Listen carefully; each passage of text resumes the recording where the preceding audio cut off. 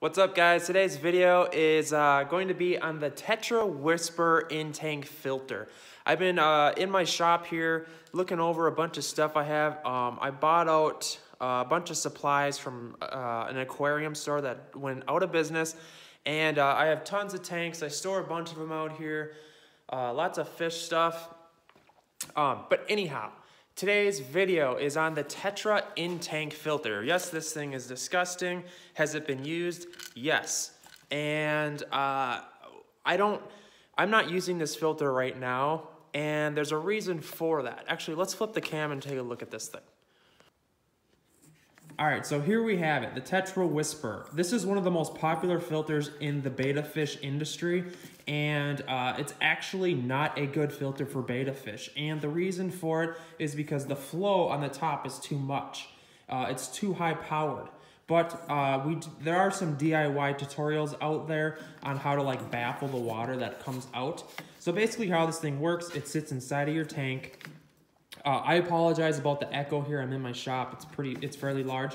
Okay, so it has suction cups, and basically, if this were the inside of the tank, this is actually the outside of the tank. But it actually, let's just throw it in one. All right, so here's a tank.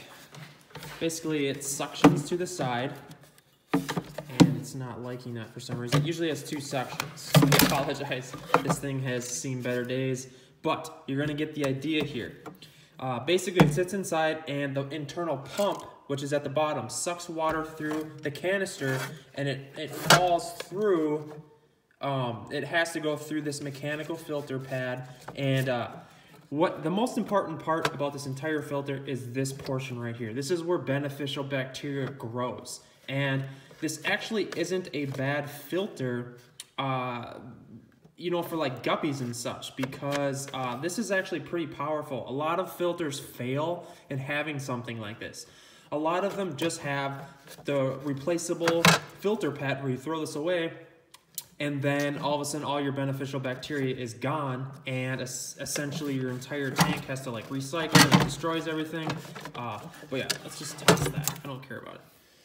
This actually I'm going to give some credit to, because this is a great idea, because when you throw away that disposable filter pad, you still have your cycle being held on here, kind of essentially like working like K1 media or bio balls or lava rock. This is the chemical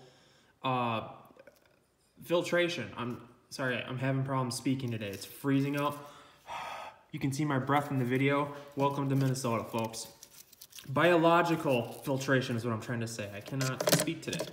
But yeah, if you get on Amazon or eBay or whatever, and you search for small aquarium filter, I'm pretty sure they actually sell this at Walmart too, because it is a Tetra and they carry Tetra products. What's my review on it? If you're looking for a tiny, very small filter for like a 5-gallon tank, or like maybe a 10, this would work fine. What I would do with this filter to make it more powerful is cut up a more porous sponge and throw it in here, like a 20 ppm aqua clear sponge, and throw it in there so that you never have to replace the filter pad again. That's all you do is take out the filter, the sponge, squeeze it, throw it back in there, and this is actually going to be way more powerful. I don't know why some of these lower end filters are doing this. You know, if they just had a sponge you could squeeze out, same with marine lamps. They do the same stupid thing. I love the BioWheel filters, but the padding that goes in here, you just take it out and throw away and buy new ones. They're trying to make money by selling the filter pads, but it's actually destroying the quality of their filter. Here's a bunch more filters. Marine lands. I have tons and tons of hang on the back filters, like for days. But yeah, that's my review on the Tetra Whisperer. I'm gonna give it three stars. I'm still on board with a sponge filter over this. You can get a high flow sponge filter, and it would just be way more beneficial than this. And if you're looking for this filter for betta fish, don't use it. I would advise a smaller sponge filter. So, all right, guys, kind of a cheesy video. This is an old nasty filter, but I don't really get into the smaller tank stuff. I'll be completely honest, this is lower end and you're gonna be better off going with a sponge filter. So I hate to tell Tetra that their stuff kind of sucks, but this filter isn't all that hot. So I'm gonna give it 3 stars out of 5. I'm gonna be completely honest on this one. Okay, product review over. Tetra Whisperer 10, I think it's called 10. Tetra Whisperer 10. Maybe it's for 10 gals. All right, cool.